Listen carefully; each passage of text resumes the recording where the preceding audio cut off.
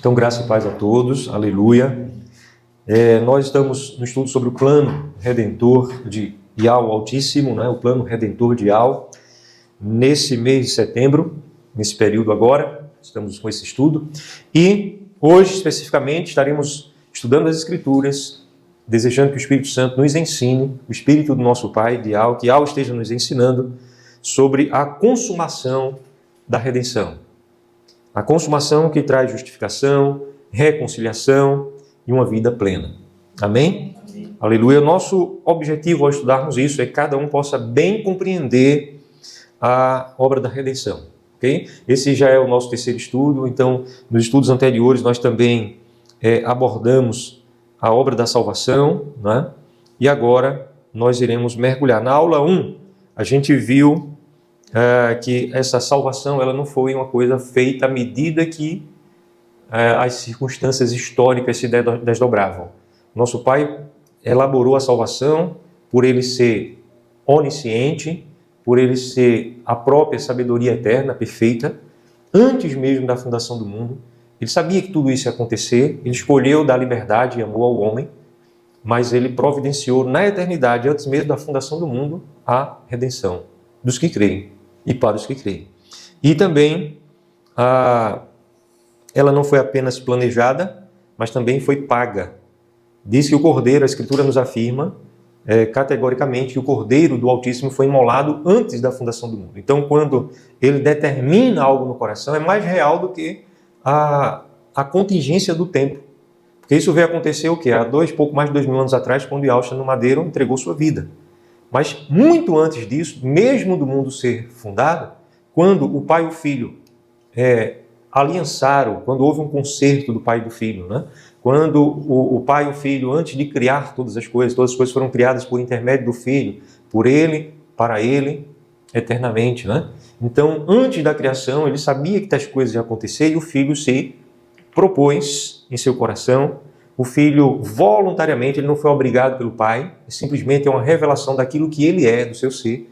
Ele se colocou nessa posição de vir para assumir totalmente a humanidade, a nossa humanidade, nos representar como homem, 100%, totalmente homem. Ele se esvaziou por completo da sua glória. Okay? Ele precisou, como eu costumo dizer às vezes, para ser mais claro, que Maria e José lhe trocassem as fraldas. Ele precisou, ele teve fome e sede, ele passou todas as necessidades. As Escrituras nos dizem que ele foi tentado em todas as coisas, a nossa semelhança, com a diferença, nele não houve pecado. Então, quando ele determinou isso, antes da fundação do mundo, ali era uma realidade infalível, porque a Escritura diz que é uma coisa impossível de acontecer, que o nosso Pai e o seu Filho, porque o seu Filho participa do mesmo Espírito, se arrependa ou volte atrás. Amém?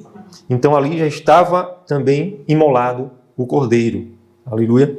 Mas essa obra, ela não foi apenas planejada na eternidade, ela não foi apenas paga, ela é nos oferecida de graça aos que creem. Mas ela tem um preço, ela foi paga. E evidentemente que aqueles que creem já não vivem mais da mesma maneira, agora vivem para agradar o seu Salvador. Então, além dessas duas coisas, ela também foi consumada no Filho, em Yahushua. E a gente vai estudar um pouco sobre isso hoje, amém? Obras como justificação, reconciliação, adoção e vida plena nos foram asseguradas em Yahushua. A redenção não é uma promessa futura, ela é uma obra concluída. Aqui em 2 Coríntios, capítulo 5, versículo 21, diz: aquele que não conheceu o pecado, ele o fez pecado por nós, para que nele fôssemos feitos justiça do Altíssimo e Yahweh. Amém? Aquele que não conheceu o pecado, ele o fez, ele mesmo o fez pecado por nós. Ali no madeiro, né, ele assume todos os nossos pecados, toda a nossa culpa. E a Escritura nos afirma também de uma forma contundente que são os pecados que fazem separação entre o homem e o Criador. O nosso Pai, Criador, Eterno e Yahweh, Ele é santíssimo. E nele não há pecado algum. Então os pecados separam o homem do Altíssimo. E Yahushua assumiu a nossa condição de homem. E no madeiro, mais do que isso, ele assumiu todos os nossos pecados. Não só os meus, que eu já cometi, os que eu ainda haverei de cometer, se eu vivo tiver, até o dia que me encontrar com Ele.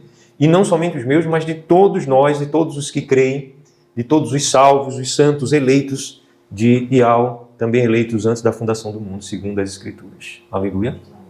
Então, Ele o fez pecado por nós. Para quê?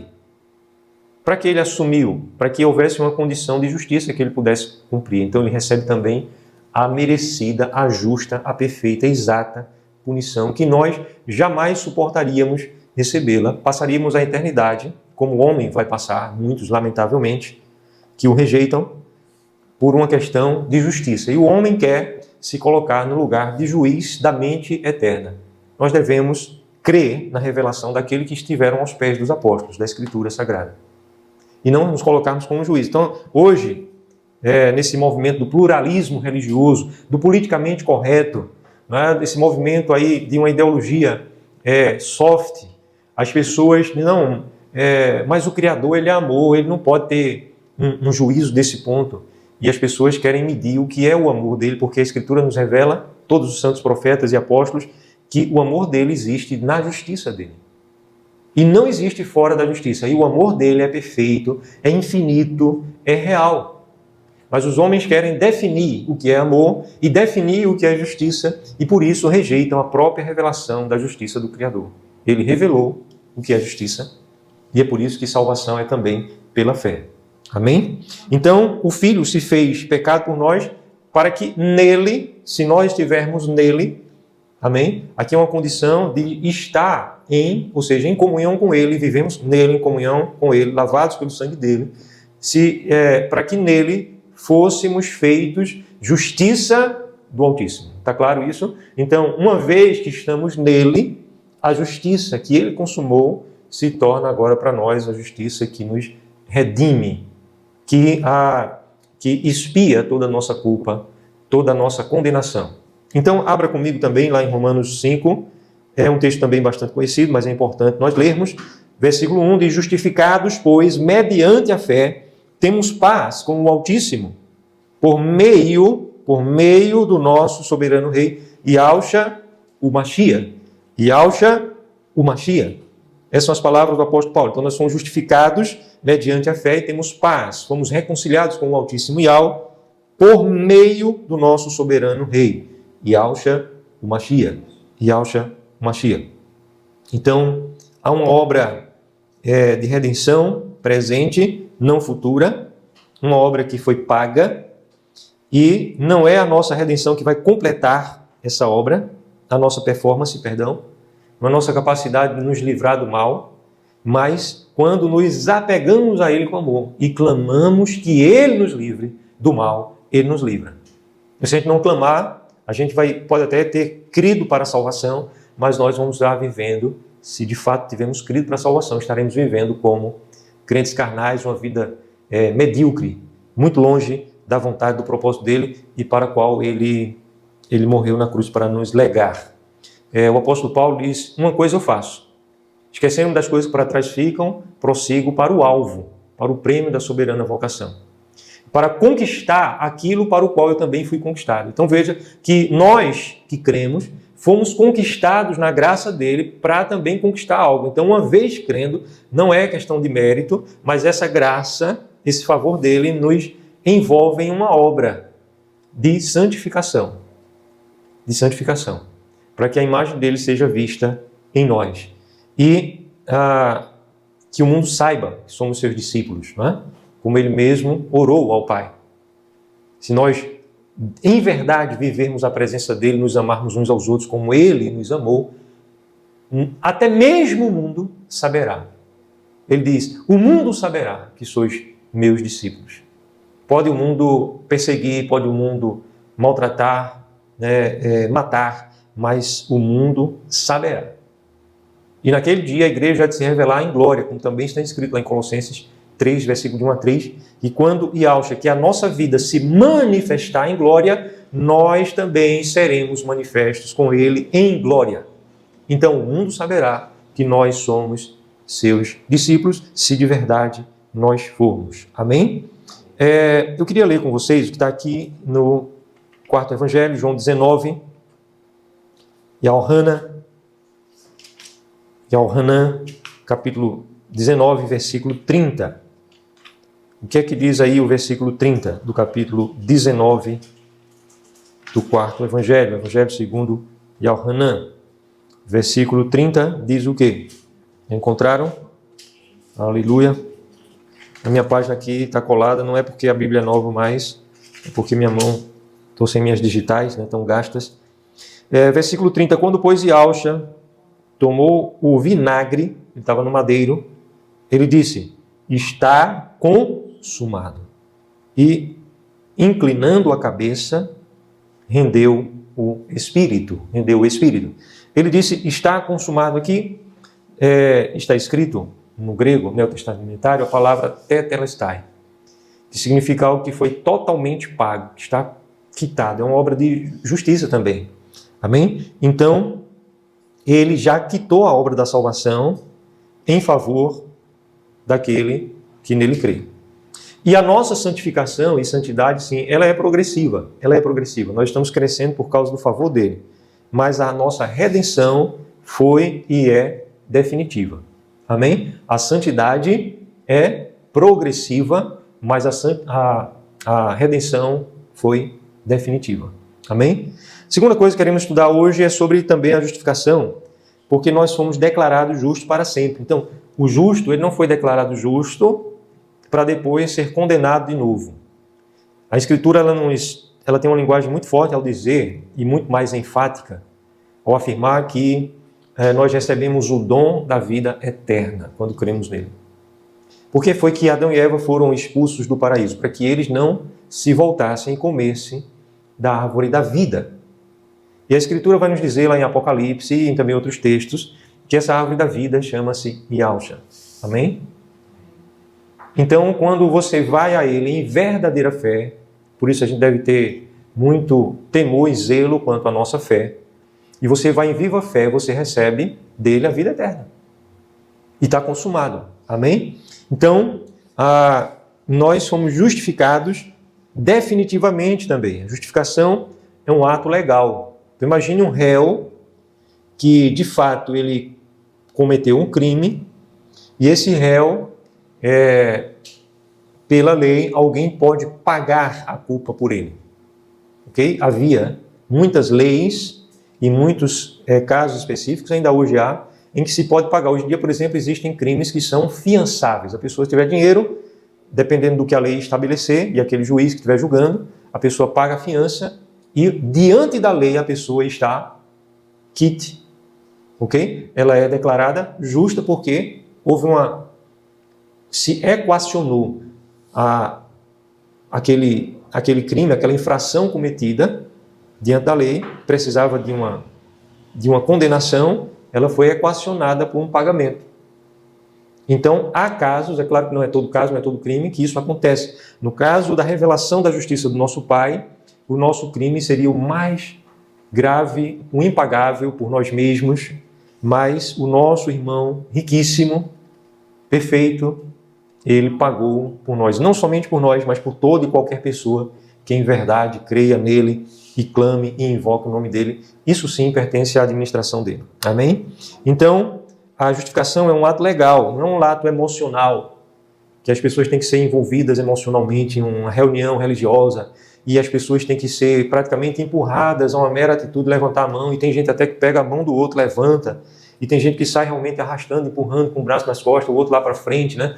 Lá onde todos vão ver aquela pessoa, e depois a pessoa passa ali a viver uma vida religiosa, com uma correção social religiosa muito forte, mas muitos, lamentavelmente, nunca tomaram uma posição séria, consciente, livre, espontânea, de buscar com amor e buscar em fidelidade a graça, o favor que há em Yahusha.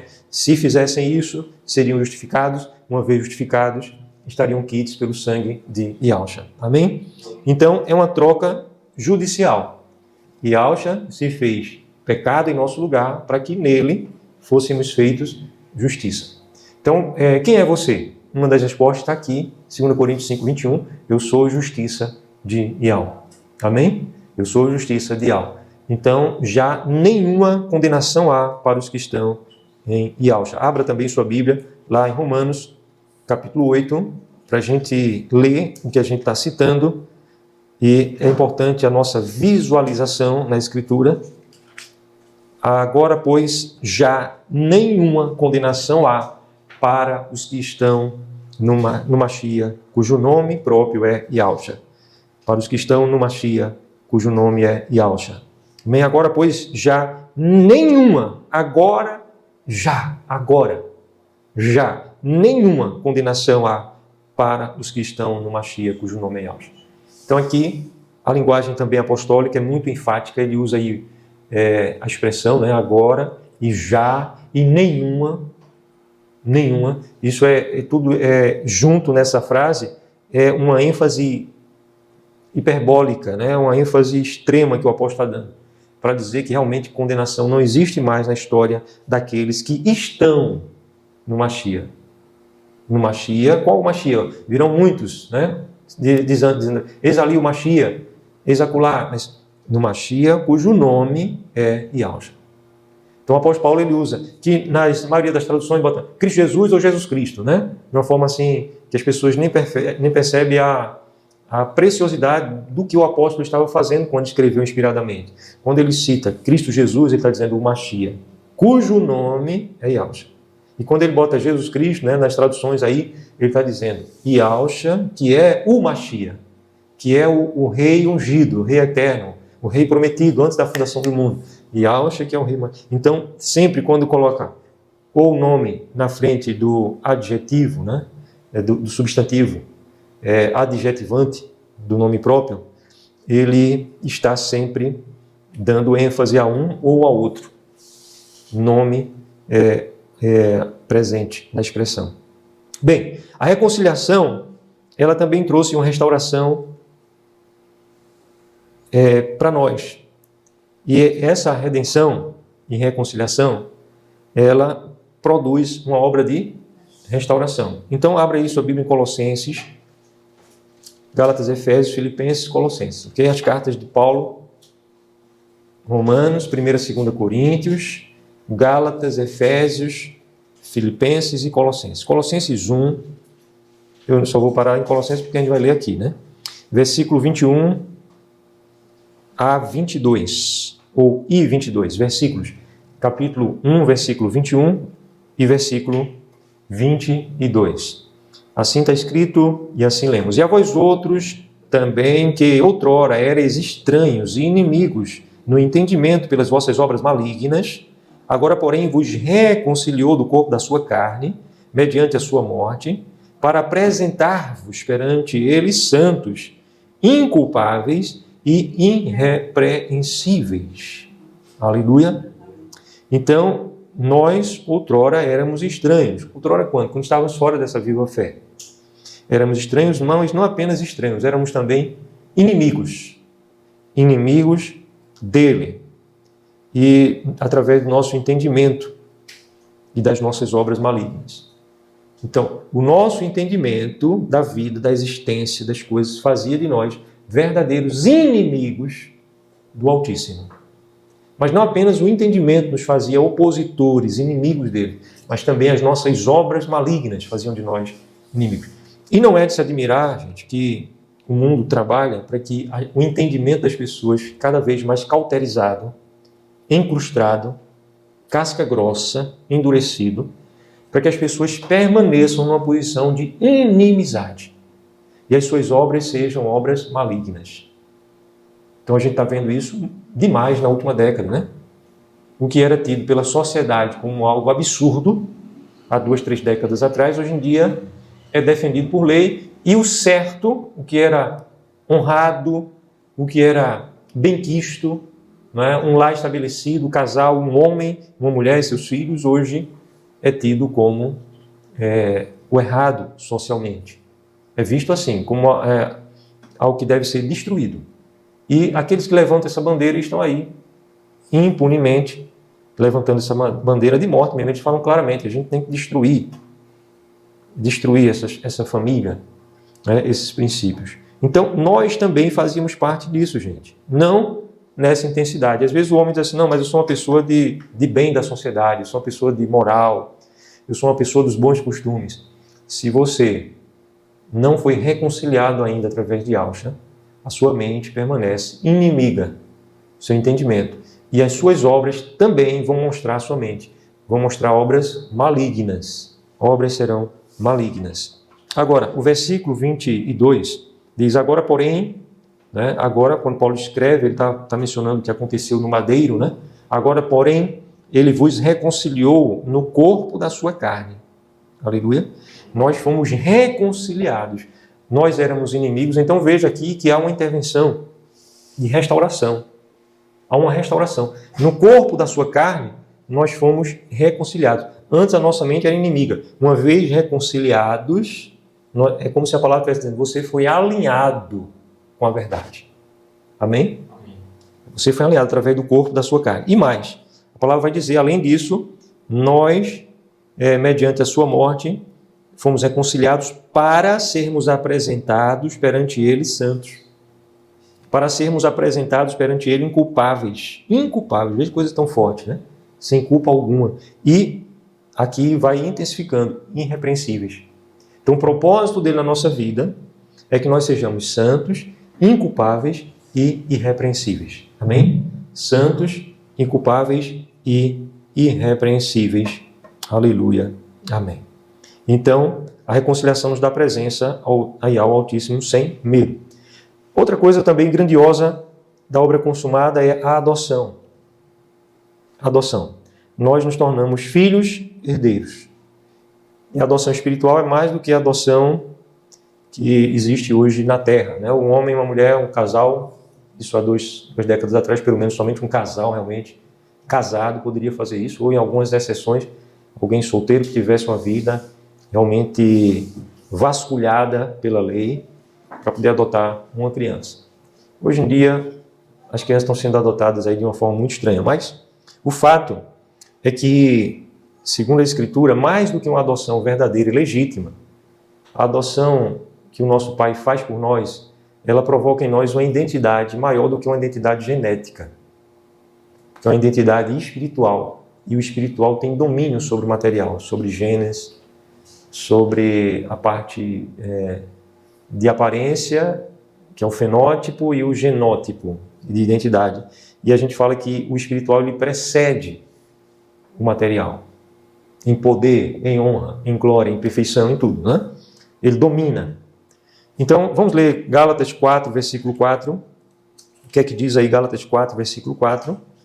Até o versículo 7, Gálatas 4, de 4 a 7, diz assim, vindo, porém, a plenitude do tempo, o Altíssimo Yahweh enviou o seu Filho, nascido de mulher, nascido debaixo da lei, para resgatar os que estavam debaixo da lei, a fim de que recebêssemos a adoção de filhos. Amém? Então ele enviou o seu Filho, o Altíssimo, na plenitude do tempo, nascido debaixo da lei, para resgatar a nós e para que nós recebêssemos a adoção. Adoção. Amém? Nós fôssemos adotados.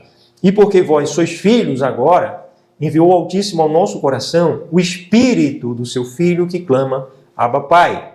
De sorte que já não somos escravos, porém filhos, e sendo filhos, somos também herdeiros. Então veja aqui que é uma sequência de valor, de preciosidade na revelação.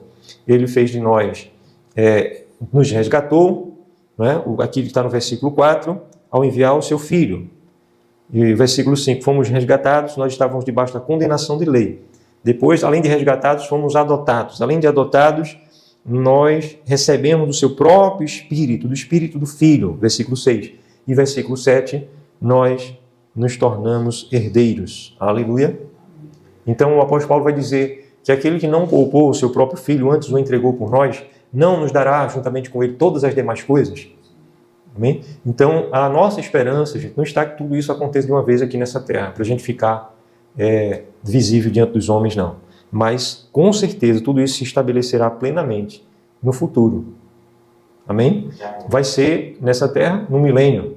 E haverá também novos céus e nova terra, nos quais habita a justiça, após, imediatamente, ao milênio também. Vamos ver também Romanos 8, versículo 15. Se está com a sua Bíblia aberta aí, volte algumas páginas. Se está em Gálatas, né? Vamos para o capítulo 8 de Romanos, versículo 15, 16 e 17. 15, 16 e 17. O que é que diz aí? A palavra inspirada. Porque não recebestes o espírito de escravidão para viverdes outra vez atemorizados, mas recebestes o espírito de adoção, baseados no qual clamamos, Abba, Pai. Nós agora podemos clamar em intimidade, né? Abba é uma expressão quase que como traduzida para o português nordestino, é painho, painho querido e amado. Então, a partir desse espírito de adoção, não espírito de escravidão para estarmos com medo, mas da adoção, uma vez sendo verdadeiros filhos, nós clamamos, Abba, Pai. Clamamos quando? Toda e qualquer situação da vida a gente clama, dia a dia, diariamente. Nosso relacionamento com Ele, com Yahweh Altíssimo, agora que conhecemos seu nome, também é de intimidade, chamando a Ele de Abba. O próprio Espírito, versículo 16, testifica com o nosso Espírito, o próprio Espírito testifica com o nosso Espírito que somos filhos do Altíssimo. Versículo 16, amém? Ora, se somos filhos, somos também herdeiros, herdeiros do Altíssimo e co-herdeiros com o Machia. Se com ele sofremos, também com ele seremos glorificados. Aleluia. Que sofrimento é esse? Uma vez a gente se deparou com a situação de alguém que era uma pessoa péssima de relacionamento, mau vizinho, um homem mau, que brigava de graça com as pessoas, que tudo era motivo de animosidade para essa pessoa. E quando chegava na igreja, esse homem dizia, não, é porque eu estou sendo perseguido porque eu sou de Cristo, era a expressão que ele usava. O apóstolo Pedro também vai falar que nós devemos alegrar se formos perseguidos por amor a Cristo. Mas o que significa isso? Significa que você está vivendo uma vida íntegra, você está vivendo o evangelho, é perseguido, então você deve se alegrar por esse motivo. Mas se você está sendo perseguido por causa dos teus pecados, então peça perdão, não se alegre por isso. Amém? Nós precisamos ter esse discernimento. Então, o bom, a palavra está dizendo aqui, olha, se nós sofremos com ele, e agora eu quero fazer uma pergunta íntima, não precisa ninguém responder, você tem sofrido com ele? Aquilo que ele sofre, aquilo que o entristece. Quando as pessoas, por exemplo, só vou dar um exemplo aqui pequeno e falho, né, e o nosso coração está tão distante do dele, mas, por exemplo, quando as pessoas são indiferentes à verdade do Evangelho, quando as pessoas elas desprezam até mesmo você por causa do Evangelho. Se você se entristece em algum momento, você deve se alegrar, porque você deve lembrar que essa sua tristeza, porque você está sofrendo com ele. Amém? Assim como ele foi perseguido. Por isso também todos os apóstolos, ninguém se anima a morrer por uma mentira, ninguém, nunca na história, nunca ninguém morreu por uma mentira, mas os apóstolos todos foram martirizados, foram trucidados e não negaram o fato da ressurreição dele, nem na hora da sua morte. Amém? Eles eram testemunhas oculares da ressurreição dele, eles sabiam que ele vive e que a vida não se resumia por isso, por esses dias aqui. Então, para eles a cruz foi uma honra. O próprio apóstolo Pedro, diz a história, não aceitou ser pregado no madeiro com a cabeça para cima, mas só de cabeça para baixo. Aliás, perdão, foi André e Pedro que foram mortos assim.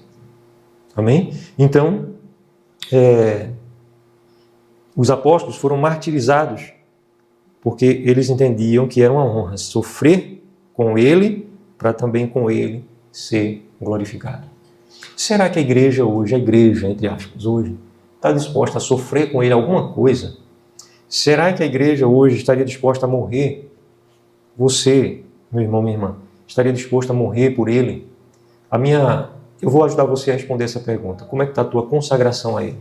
Se você não tem comunhão com ele, tenho certeza que você o negará, porque os teus valores estão no presente século.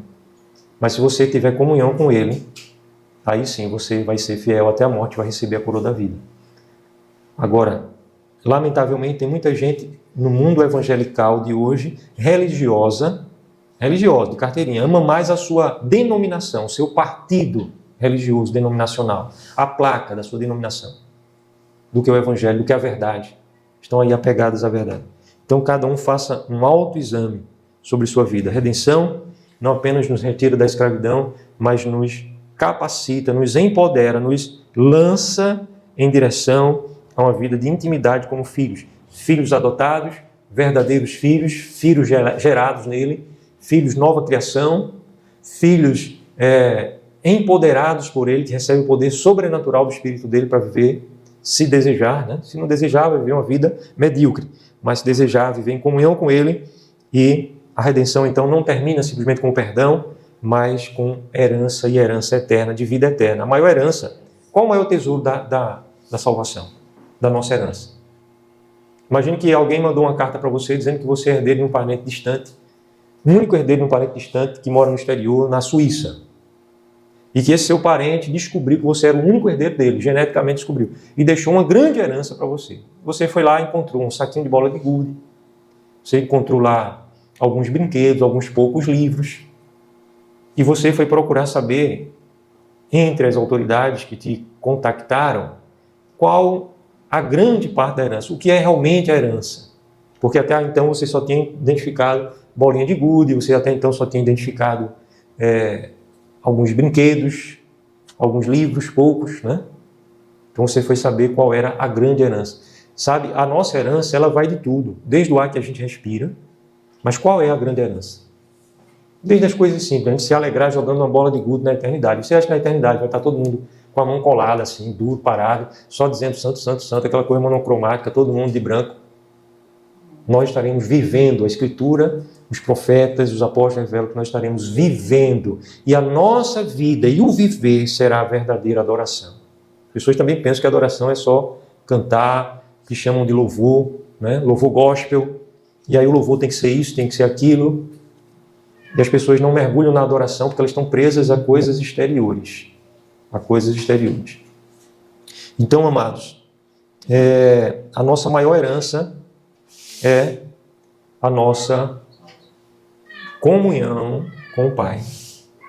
É a sua comunhão com o Pai. Essa é a maior herança. Não existe algo mais precioso do que o próprio Criador. Não há nada mais precioso do que a comunhão com Ele. Amém? Então, esse é o tesouro maior. Claro que Ele nos dará também todas as demais coisas, porque isso é parte de quem Ele é. Então, nós hoje não vivemos mais tentando ser aceitos, nós vivemos porque já fomos aceitos e estamos debaixo agora da missão que Ele nos empoderou de sermos também cooperadores com Ele, como está aqui em 2 Coríntios 6, versículo 1. Né? Nós, na condição de cooperadores com Ele, nós fomos agora capacitados a sermos embaixadores. Aleluia! Também, quem foi redimido, agora está na missão também de redimir com Ele.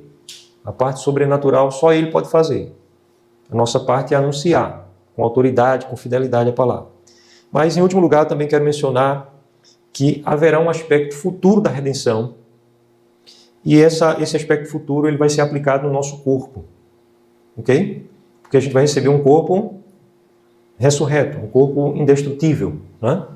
Um corpo perfeito, um corpo que não vai mais envelhecer, não vai mais enfermar, que não vai estar mais sujeito a fraturas, a cortes, a fome ou sede. A gente vai comer como também os anjos se alimentam, mas o alimento é muito mais em relação à comunhão, muito mais em relação à vida mesmo, do que propriamente uma necessidade existencial. Amém? Então,